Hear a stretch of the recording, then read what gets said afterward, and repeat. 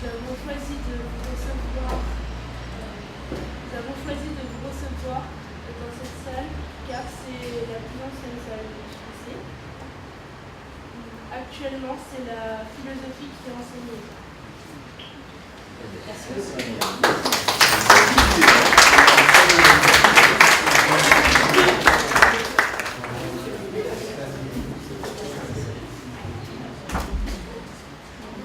Mesdames, Messieurs, bonjour. Alors, en tant que proviseur du lycée Victor Schœlcher, j'ai l'honneur de vous accueillir aujourd'hui. Tout d'abord, nous voudrions, la communauté scolaire et moi, sincèrement remercier la famille Bisson et les membres du jury du prix Cardé, présidé par M. Ernest Pétain, de nous avoir choisis pour réaliser cette manifestation. Je félicite les élèves ici présents, sans qui elles n'auraient pu avoir lieu. Du fond du cœur, merci. En cette fin d'année du centenaire de la commémoration du centenaire d'Aimé Césaire, de la naissance d'Aimé Césaire, cette rencontre revêt un caractère particulier pour nous, car je précise que nous avions débuté le centenaire avec M. Amicaire. Nous le terminons là avec M. Bisson. Que des symboles dont nous sommes fiers. M. Édouard Bisson a lui aussi foulé le sol de notre établissement dans les années 40. Il y a d'ailleurs fait ses premières armes avec notamment la création du groupe Frangeux, cercle de jeunes lamantinois amoureux de littérature et férus de politique. Nul ne savait encore que ce jeune élève deviendrait l'un des fers de lance de notre littérature. Nous en sommes aujourd'hui conscients et fiers d'arpenter le sol foulé par ces grands hommes qui ont porté la renommée du lycée Victor Schœlcher au-delà de notre île et continuent à le faire rayonner. La quête d'excellence inculquée à nos élèves trouve ainsi tout son sens, tant l'héritage laissé par eux nous est précieux. Je vous remercie.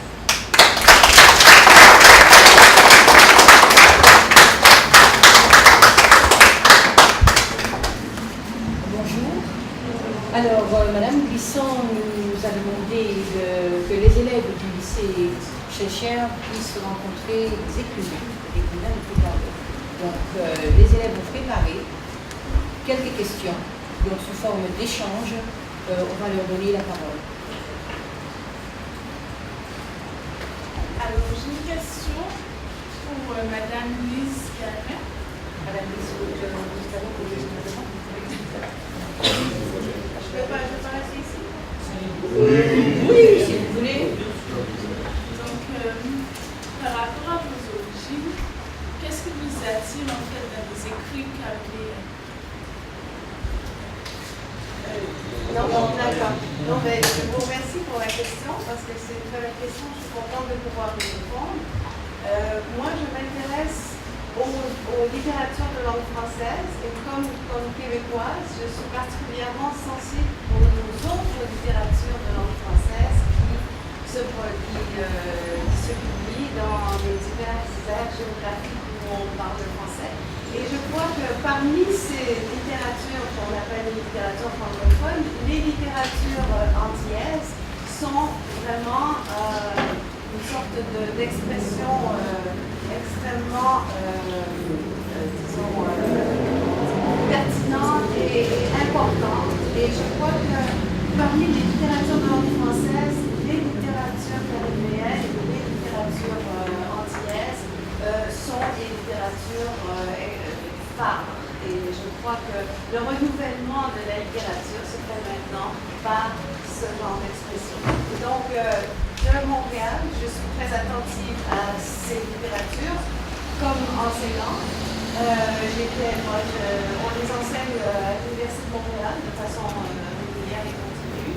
Moi, j'en parle aussi dans une chronique régulière du Journal de Montréal. Et donc, je crois que c'est important que ces littératures soient connues, soient connaissent un rayonnement hors de leur lieu d'origine. Ce rayonnement est long déjà, mais je fais partie de celles qui assurent ce rayonnement en venant de l'Amérique. Merci beaucoup. Ça va? Vous voulez poser d'autres questions? Je veux juste dire, parce qu'il y a ici de très grands écrivains.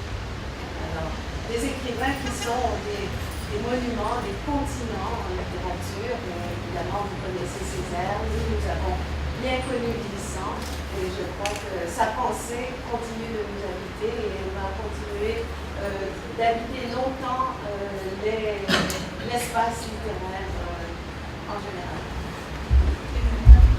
Quels sont les thèmes à vos Ah, les thèmes, ils sont nombreux. Tu veux parler un peu plus fort? Parce qu'il y a des éléments qui n'ont pas entendu. Quels sont les thèmes abordés dans les livres que vous aimez le plus? Merci. Les thèmes ils sont nombreux en fait. Je pense que si on revient à Glissant, il y a la notion d'archipel qui est très importante chez Glissant, la notion de relation, la notion de tout le monde, la notion de transversalité qu'on a développée avec mon collègue Michael Dash a développé il y a quelques jours. Et donc, tous ces thèmes-là sont très importants. Chez Chamoiseau aussi, je n'ai pas mentionné Chamoiseau tout à l'heure, mais c'est un de ces grands écrivains de la Caraïbe. Je pense aussi à d'autres. Enfin, je ne vais pas jouer une énumération. Il y a M. Dupin qui se représente lui-même ici, et bien d'autres. Mais parmi les thèmes qu'il y a chez Chamoiseau, un thème fort intéressant, c'est celui d'une réflexion continue à travers différents personnages et selon diverses modalités sur ce qu'est la littérature aussi, sur le rapport entre littérature dans l'espace social et littérature et oralité.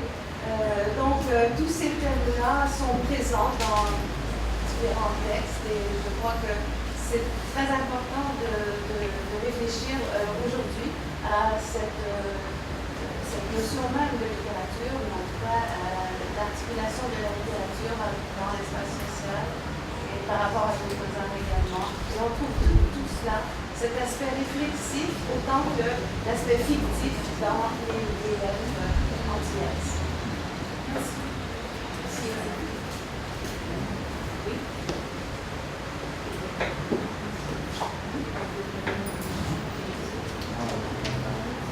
Oui. Je voudrais poser une question à Madame Evelyne Pillot. Madame Pillot, si vous voulez venir par ici, peut-être ça va? Alors Madame Pillot, vous êtes originaire d'Haïti et j'aurais aimé savoir, malgré les difficultés économiques qu'a été victime Haïti, pourquoi y a-t-il eu une explosion littéraire en Haïti?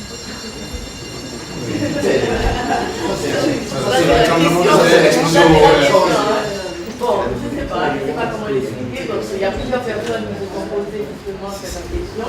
C'est pas seulement, je pense, que les éléments culturels haïtiens, que ce soit au niveau littéraire, que ce soit au niveau pictural, que ce soit au niveau musical, amène plusieurs personnes à se poser la question justement, face à une situation économique et sociale difficile, pourquoi pas de créateurs? Je ne sais pas si on peut l'expliquer. Est-ce que c'est la situation qui produit les créateurs? Je ne sais pas, je ne veux pas me lancer dans ce débat, mais je dirais qu'en Haïti, en effet, il y a cette confusion d'élan créateurs. Et je pense que ça permet peut-être à la société, à la population, aux communautés qui vivent quand même, parce qu'il y a la vie qui est là. Et je pense que ça permet peut-être à cette vie de se manifester autrement que par les éléments qui la caractérisent dans les médias internationaux, par cette avalanche de catastrophes et de désastres. Il y a parallèlement ces élans créateurs qui disent au monde que c'est un territoire, c'est un pays où les gens vivent, où la vie est là quand même malgré tout, et qu'elle trouve une façon de se manifester malgré les difficultés. Et je pense que pour moi, c'est important d'avoir ce cheminement créateur qui caractérise la société haïtienne, en effet. Monsieur Valjo, bien sûr. Monsieur Valjo, donc nous sommes sur AGE. Nous sommes bien heureux de vous accueillir ici aujourd'hui dans cette salle d'année. Mais ce n'est pas seulement qui soit dans le temps, mais j'aurais bien aimé qu'il y ait une présentation générale, globale des écrivains qui sont là. Parce que, c'est pas qu'on ne les connaisse pas, mais plus d'un dos, donc on ne sait pas qui est qui. Je pense que une présentation générale serait donc chronologiquement mieux. Et alors, j'ai écrit ma thèse sur MSN très longtemps. Actuellement, je fais partie de ces fondations, toujours du Carnet à la Caraïbe. C'est pour moi quelque chose de très intéressant de vous écouter comme des élèves que je sais qui connaissent très bien la langue espagnole, qui est la mienne, c'est-à-dire je suis hispanophone. J'écris en espagnol, je parle en espagnol. Mais ma licence m'a toujours dévoué à la traduction des ouvrages des Antillais en espagnol.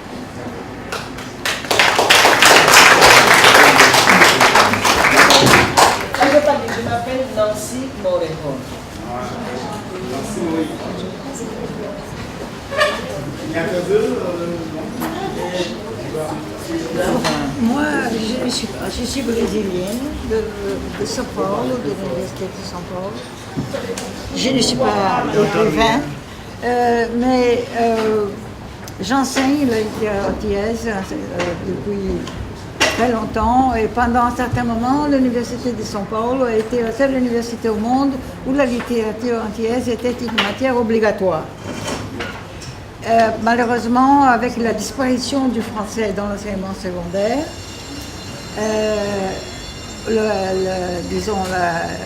on a dû changer le cours de français. Maintenant, c'est français-portugais, donc il y a moins d'heures de cours de français.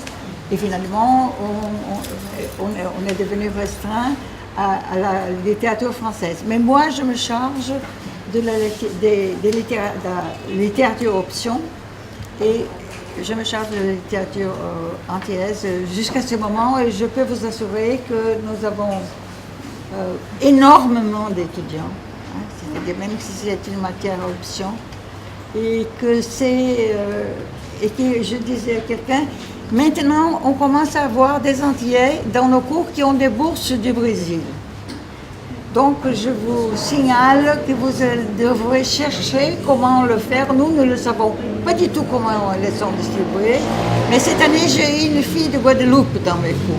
Donc, ça signifie que vous pouvez essayer aussi de trouver une possibilité d'aller passer, je crois que c'est un semestre au Brésil.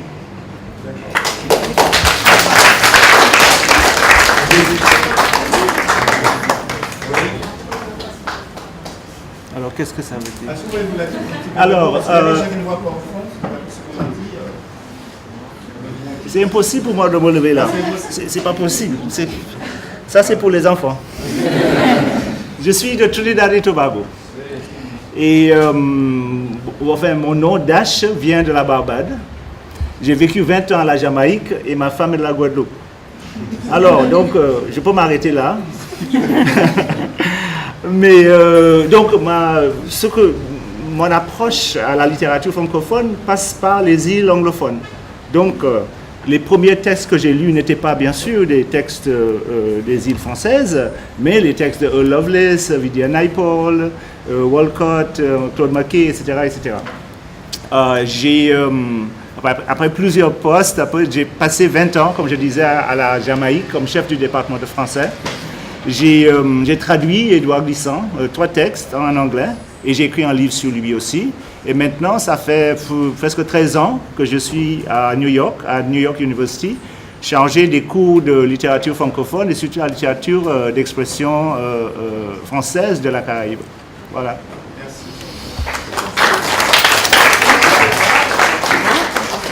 Moi, je me lève parce que je suis trop petite pour m'aller pas me voir. Je suis Evelyne Trouillot, je viens d'Haïti. J'écris de la poésie, des romans, et des essais et parfois des récits pour enfants. Et je vais simplement dire que je me rappelais en entrant dans ce lycée que j'étais venue il y a quelques années pour présenter mon livre Rosalie l'infâme, je crois que c'était en 2005, je ne sais pas quoi, mais j'en garde un souvenir éblouissant parce que j'ai rencontré une classe de seconde et les questions qu'ils m'ont posées me sont restées jusqu'à présent en mémoire, tellement la préparation avait été bien faite. Donc je vous dis félicitations, c'est un plaisir d'être de retour ici. Merci.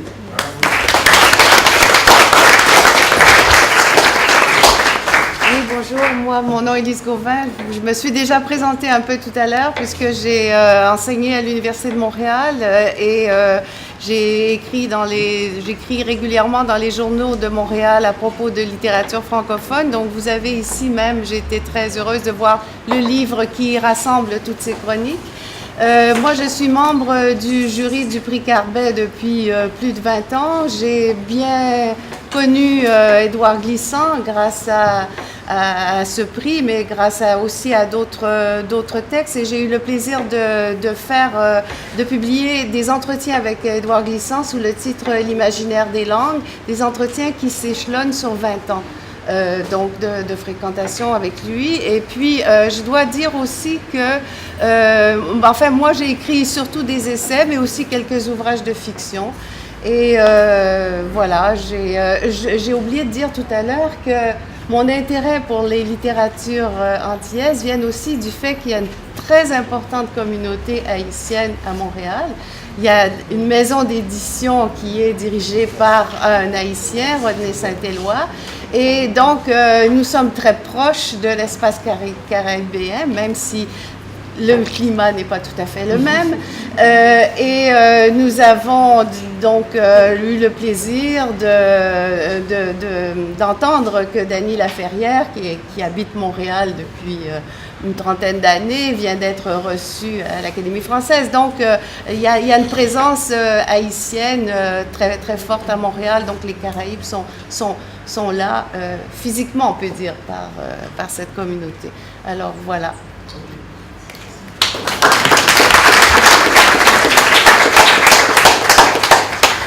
Donc, mon nom est Romuald Foncois. En général, quand je me présente, je dis mon nom, c'est comme vous dites en français, ils font quoi? Donc c'est moi. C'est assez facile à retenir.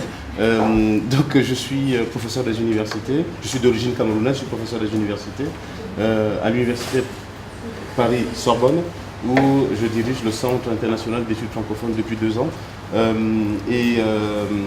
Je me suis beaucoup intéressé aux littératures au pluriel des Caraïbes au pluriel, c'est-à-dire Haïti, Martinique, Guadeloupe, etc. Et j'avais, à la haute époque où je faisais ma thèse, consacré une partie à la littérature d'Édouard Glissant, et ensuite je lui ai consacré un ouvrage entier. C'est ainsi que je me suis rapproché de lui sans lui parler, et avant de me retrouver ensuite au prix Carbet depuis 2011.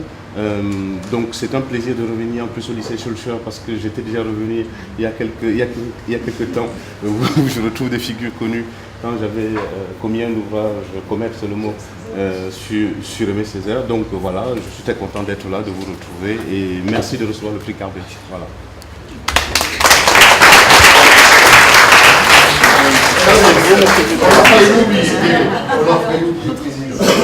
Bon, je m'appelle Ernest Pépin, je suis donc le président de la 24e édition du prix Carbet de la Caraïbe et du tout monde. C'est avec beaucoup d'émotion que je suis ici parce que j'ai enseigné ici. Et c'est un souvenir qui m'a profondément marqué, notamment en classe de seconde. Et chaque fois que je rentre ici, je suis toujours bouleversé, toujours ému, d'autant plus que je sais que c'est un lieu qui a un passé prestigieux, puisque Aimé Césaire a enseigné ici. Édouard Glissant a vécu, je dirais, une forme de transmission quelque part. Oui, il a été élève ici. Et Fanon a été élève ici. Donc c'est vraiment un endroit mémorable pour plusieurs raisons, où la littérature a pris naissance et pour briller de tous ses feux. Je suis ici dans le cadre donc, du prix Carbet, de façon à désigner avec les lauréats prestigieux que vous avez vus, quel sera le livre primé ou l'auteur retenu. Et par conséquent, c'est un travail difficile pour nous, parce que nous devons à la fois tenir compte du grand maître, de sa vision des choses, de ce qu'il nous a inculqué, des lieux, par exemple, de cette Caraïbe qui nous est chère, également des valeurs culturelles complexes qui sont celles de son œuvre, et nous devons également faire en sorte qu'elle soit illustrée, si possible, dans une des œuvres que nous aurons choisies. Vous avez entendu que ce jury a le mérite d'avoir le Québec, Haïti, la Martinique, Cuba, le Brésil, Trinidad et la Jamaïque également, par rapport à des sensibilités tout à fait différentes, mais qui sont reliées autour d'une passion commune, celle de la littérature, et d'une certaine façon, celle de littérature créole de la Caraïbe. Voilà tout ce que je voudrais vous dire en vous remerciant de nous recevoir avec autant d'intérêt. Merci beaucoup.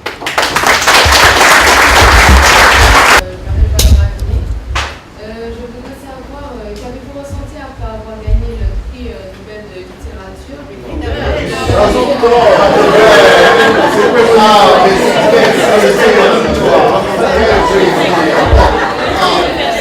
C'est un souhait. Ah oui, c'est pas voilà.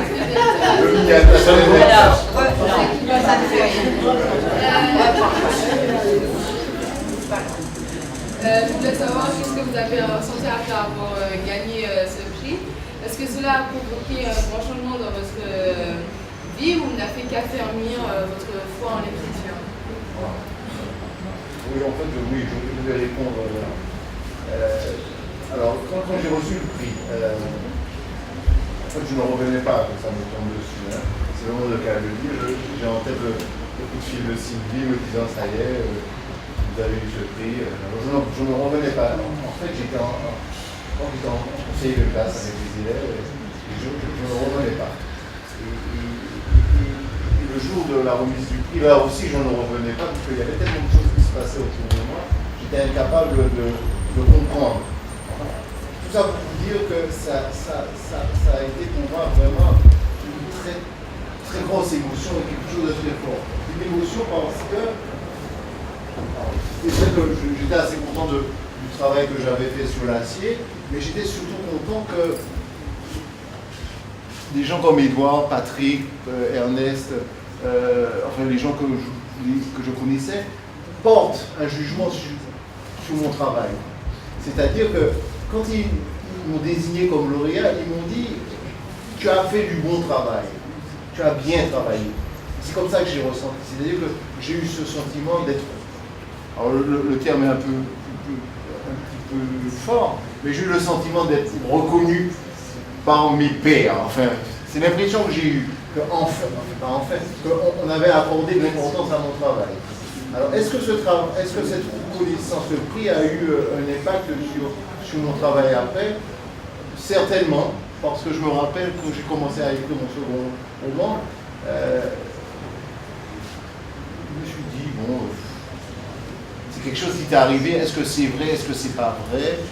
J'étais dans un flou artistique, et pour me prouver que j'avais bien écrit, que j'avais bien reçu, je me suis mis immédiatement au travail. Vous avez remarqué que j'emploie le mot travail, parce que c'est vraiment un travail. Si vous devez vous destiner à écrire, sachez que l'intuition est importante, mais il y a du boulot. C'est vraiment un travail, il faudra vous atteler à votre travail, parce que c'est comme ça que la littérature, c'est une passion, mais c'est aussi du travail, que c'est sérieux comme travail. Je ne sais pas, je me suis perdu. Le reste de la question, c'était quoi, mademoiselle? C'est bon. Ouais. Ça y est, j'ai répondu à la question. Je voulais savoir aussi si après cet événement, vous employez le terme de reconnaissance, est-ce que le fait que cette reconnaissance vous a permis d'écrire encore plus, ça vous a donné envie de vraiment vous épanouir? Oui et non. Oui, alors oui et non, parce qu'en fait, ça rejoint un petit peu le débat que nous avons souvent entre nous. La passion d'écrire, nous l'avons, enfin, nous tous autour depuis très longtemps. Donc nous écrivons, enfin, moi j'écris de la poésie depuis que j'ai 12-13 ans. Donc cette passion d'écrire, nous l'avons. Mais c'est vrai que ce prix me force tout le temps à me remettre en question sur mon travail, sur mon écriture. Tout bêtement, il me dit de manière intuitive, ne reste pas sur tes lauriers, travaille tout le temps.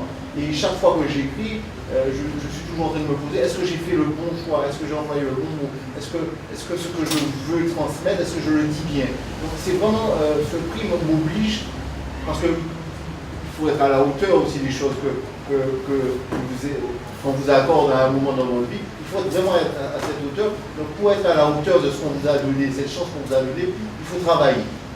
Voilà, donc c'est vrai, ça me booste, entre guillemets, pour les choses que je fais en permanence. Oui. Alors, je vais me lancer. Tengo una pregunta para la señora Morejón. ¿El bloqueo en Cuba cambia o hace la particularidad de vuestra literatura?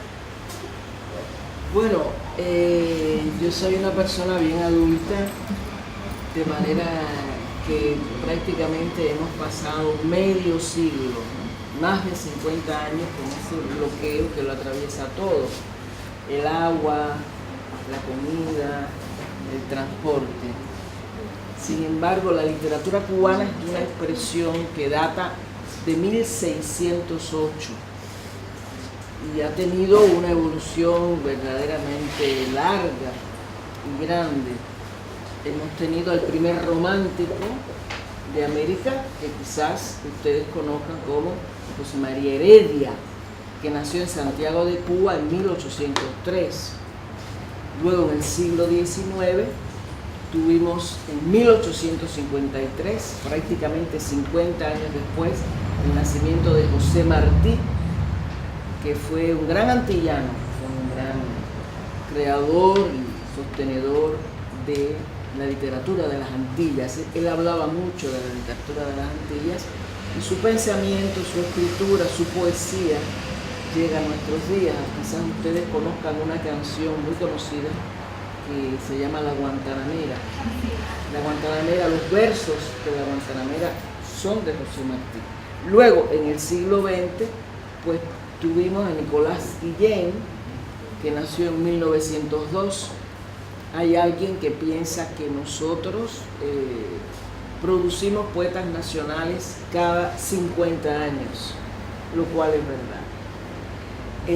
Hace más de 50 años, por supuesto, que tenemos el bloqueo, que no es un poeta nacional, por supuesto, no lo es y no lo será. Hemos sobrevivido, hemos resistido, yo creo que por el sentido de resistencia que nos enseñaron los cimarrones. Les marrons nous ont appris, vous comprenez, à avoir un sens de résistance qui est très très important pour nous. Et nous voilà, il y a des manifestations. Je me permets maintenant de parler un petit peu en français. Je parlais que chaque 50 années, il y a la naissance d'un poète national chez nous. Je parlais d'Heredia, qui est très très connu, c'est le poète de toutes les Amériques, qui a été le précurseur de ce qu'on appelle le romantisme latino-américain, hispano-américain. Lui, il est né en 1803. Après 50 ans, en 1853, il est né José Martí, qui est notre grand héros dans le sens que sa pensée, ses écrits, sa poésie nourrissent le sentiment national de Cuba et inspiré beaucoup de mouvements qui se sont déroulés au cours du XXe siècle. Et en 1902, c'est-à-dire au début du XXe siècle, il y a eu la naissance de Nicolás Guillén, le poète qui est le plus dans son corps, dans sa biologie, un miroir des Antilles, un miroir de la Caraïbe, dans le sens qu'il est un mulâtre, qui défendait la racine africaine de la culture cubaine et la racine africaine de toutes les sociétés composites que nous connaissons dans la Caraïbe et même au Brésil et même dans des pays comme l'Argentine ou l'Uruguay. Cela veut dire que nous nous ont ouvert dans le monde des Caraïbes à partir de la brésilienne, mais en même temps par l'écriture, l'expérience d'hommes comme Édouard Glissant, qui nous a rendu visite, je pense qu'aux années 70, justement sur un bateau qui a traversé toute la Caraïbe pour se déposer dans l'île de Cuba, organisant ou célébrant ce qu'on appelle Carifesta. C'était une fête de toute la Caraïbe, dans toutes les langues de la Caraïbe, parce que moi je suis une élève d'Édouard Glissant qui croyait qu'on écrivait en face de toutes les langues du monde. On ne peut pas connaître toutes les langues du monde, mais toutes les langues du monde sont présentes quand on écrit et on doit leur respecter. Il n'y a aucune langue meilleure que d'autres. Les langues sont les langues, elles sont des véhicules aussi pour la culture, pour les différentes cultures. Les Amériques, ce sont un continent, mais il y a des îles, ce sont des territoires où les langues se sont imposées d'ailleurs. Et ils ont subi tout un processus de métissage qu'on ne peut pas nier. Donc Cuba est hispanophone, comme le Porto Rico, comme la République dominicaine. Nous sommes la Caraïbe hispanophone, mais je partage, je crois à la conception des Glissants de l'archipel.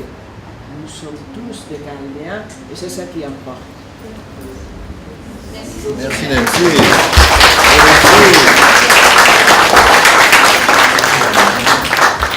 Parmi les élèves qui souhaitent prendre la parole.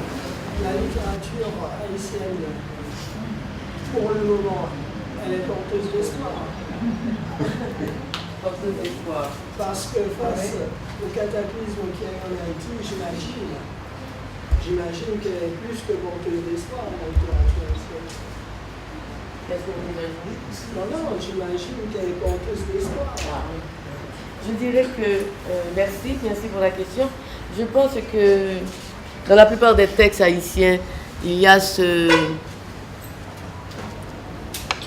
en même temps une représentation du réel haïtien. Parce que la plupart des écrivains haïtiens, ils font vivre le réel haïtien, ils le font vivre. Mais il y a aussi, et c'est le réel qui est très sombre par moment, qui n'est pas que sombre, qui est très sombre par moment.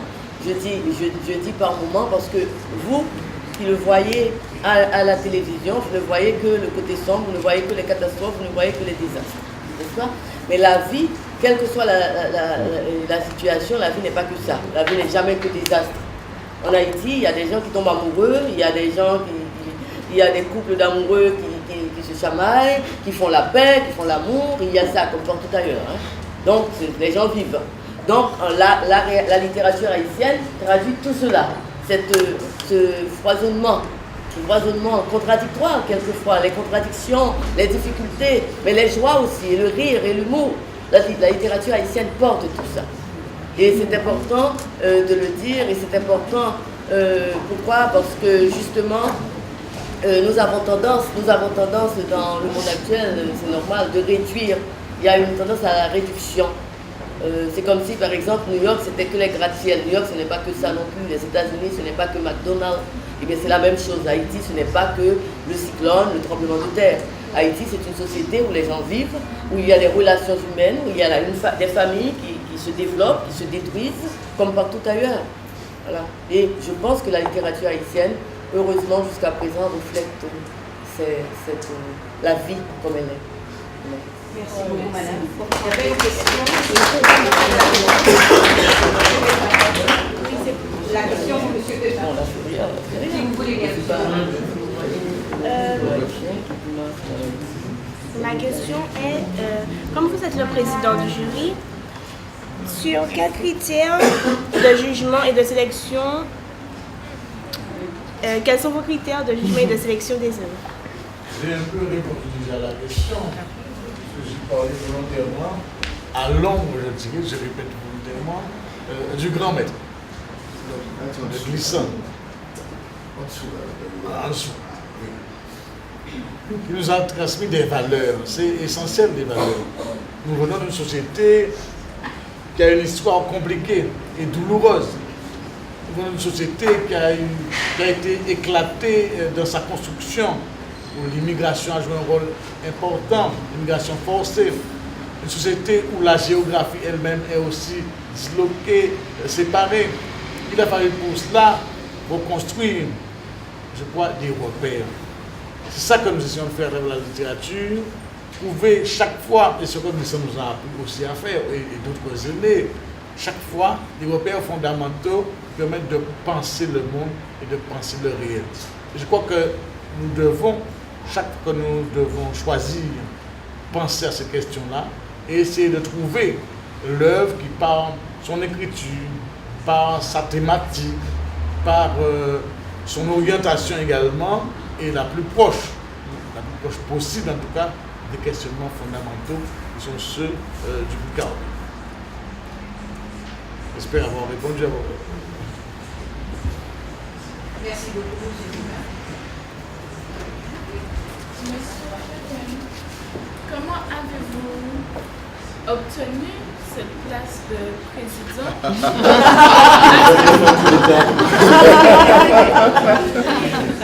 Pose la question. Qu'est-ce que ça vous apporte en fait? Vous savez, je sors d'une longue maladie, je l'explique, je le dis. Et au départ, je pensais que je ne viendrais pas pour le Picardie. J'étais vraiment en dehors de l'idée de venir pour le Picardie. Et à ce moment-là, j'ai eu Madame Glissant. Il faut rendre hommage à sa ténacité. Et elle m'a dit, il faut venir. Elle m'a dit, et tu seras le président. En plus, elle m'a dit une chose qui m'a profondément rassuré. Elle m'a dit, mais les autres membres du jury sont d'accord et sont heureux pour que tu sois le président. Et dans ces conditions-là, j'ai pensé vivre ça comme une désertion si je refusais. Je n'acceptais pas. Et après de longs mois où j'ai refusé de voyager, j'ai accepté de venir pour le Picardie et on me propose de revenir à d'autres éditions.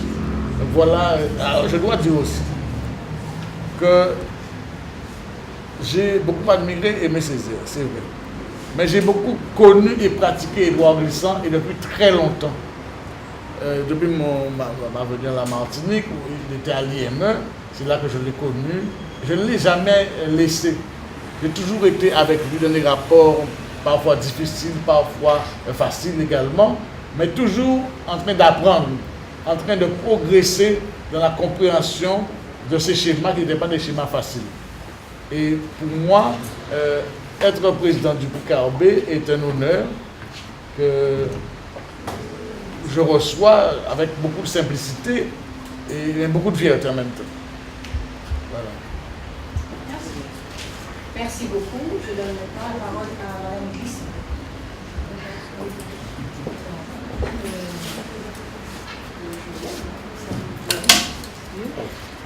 Voilà, en fait, moi je suis... D'abord, je suis très heureuse qu'au nom de l'Institut Tout le Monde, la Martinique ait pu accueillir le prix Carbet cette année. Il faut voir que le dernier prix Carbet donc de la Caraïbe et du Tout le Monde en Martinique donc a été en 2009. Et en fait, donc c'était le dernier prix Carbet présidé donc, par Édouard Glissant. Parce que vous savez que le prix Carbet en fait est donné jusqu'à présent, a été donné en Martinique, après en Guadeloupe, après en Guyane, après en Île-de-France. Et donc en fait tous les 4 ans on revient donc en Martinique. Donc c'était évidemment c'est un moment un peu émouvant puisque donc la dernière fois en fait qu'Édouard était en Martinique, c'était pour le prix Carbet. Alors je profite, si vous voulez, de cet événement ici pour aussi porter un message des enfants d'Édouard et de moi-même d'ailleurs. Voilà, je vais vous lire un texte parce que nous avons décidé que nous allions offrir la bibliothèque personnelle d'Édouard Glissant au lycée Schellcher et aussi au collège Édouard Glissant. Voilà. Donc une partie sera donnée au collège, donc on va choisir les livres qui sont peut-être plus appropriés pour les collégiens. Et puis l'autre partie plus importante sera donnée en fait au lycée Schellcher. Alors donc je voulais vous lire ce texte qui a été écrit par les enfants d'Édouard et voilà. Donc pour assurer une sorte de transmission, je n'en dirai pas plus. Voilà. Je lis maintenant. Alors,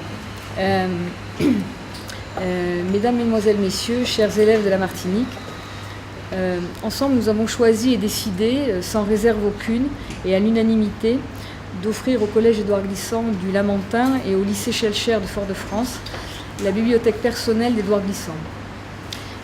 Les ouvrages que ces établissements vont accueillir dans leurs espaces de travail et de lecture étaient avant tout les siens, constituant un ensemble de références et de ressources personnelles nécessaires aux avancées de ses travaux et au développement de ses songes, indispensables à ses curiosités intellectuelles, à ses besoins de comprendre, d'élucider et de nommer les drames et les attentes du monde, mais aussi d'en célébrer les beautés. Par son usage quotidien des livres, il avait ainsi constitué des bibliothèques multiples qui accompagnaient les étapes de sa vie, ses voyages, ses installations en résidence provisoire ou durable. Il avait des livres partout, en définitive. Il les aimait parce qu'ils étaient un levier constant dans sa manière d'appréhender le monde et comme autant de gouvernail pour l'esprit et la traversée du temps. Il écrivait des livres et vivait pour écrire, parce qu'au-delà de sa famille, de ses proches, de ses enfants, il ambitionnait de parler à tous, aux générations que vous êtes, et à celles qui naîtront de vous, et il savait d'expérience toute la clarté et les résonances que l'on peut tirer des livres qu'on a rencontrés dans sa vie. Bien sûr, nous aurions pu nous partager ces livres, tant ces bibliothèques représentaient pour nous des lieux de mémoire familiers, au sein desquels certains d'entre nous sont nés et ont grandi en Martinique pour la plupart, en Louisiane et à New York pour le plus jeune d'entre nous. Mais nous n'avons pas douté un instant qu'Édouard Glissant eût approuvé et appuyé notre choix de toute la force de sa conviction, parce que les notions de partage, de passage et de transmission irriguent toutes ses intentions d'écrivain, et parce qu'il avait aussi la passion d'éduquer, c'est-à-dire d'enrichir et d'élever par la connaissance, ainsi qu'en témoignent les fonctions qu'il a exercées et les institutions qu'il a fondées. Bien que ces livres de travail et de loisirs sont nombreux, nous ne pouvions les proposer à toutes les écoles du pays. Nous avons choisi le collège Édouard Glissant parce qu'il porte son nom et parce qu'aucun de nous n'oubliera jamais l'hommage et le message d'au revoir et de remerciement que les élèves, les maîtres et la principale du collège lui ont rendu le 9 février 2011. Et c'est au lycée Schellcher qu'il fit ses études secondaires et qu'il obtint la bourse qui lui permit de poursuivre ses études. Il nous racontait parfois des anecdotes de ses années de lycée et évoquait notamment le souvenir de son professeur de mathématiques, matière qui était pour lui totalement rédhibitoire, qui, ne voulant pas handicaper l'élève brillant qu'il était par ailleurs, nous disait-il, lui mettait systématiquement la moyenne, sans même lire ses devoirs. Donc, demain, chers élèves du collège et du lycée, vous allez accueillir une partie de la bibliothèque d'Édouard Glissant. Nous sommes heureux de la remettre entre vos mains. Quel usage en ferez-vous? Cela vous regarde. Et si vous n'en profitez pas tous, nous ne doutons pas que certains, ici ou là, de temps à autre, rencontreront un livre, et il y en a de toutes les sortes, qui, tels les conques que l'on ramasse parfois sur les plages et que l'on rapporte chez soi, vous font entendre, lorsqu'on les porte à son oreille, le bruit de la mer. C'est peut-être cela qu'on trouve dans les livres, le dit de la mer et la rumeur du monde. Voilà. Alors c'est signé Pascal, Jérôme, Olivier, Barbara, Mathieu Glissant et moi. Voilà. Cher, nous vous offrons ce présent comme souvenir de cette journée. Merci beaucoup. Merci.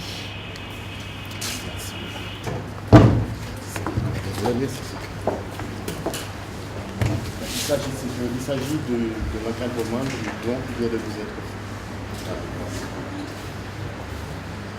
Merci beaucoup. Merci beaucoup.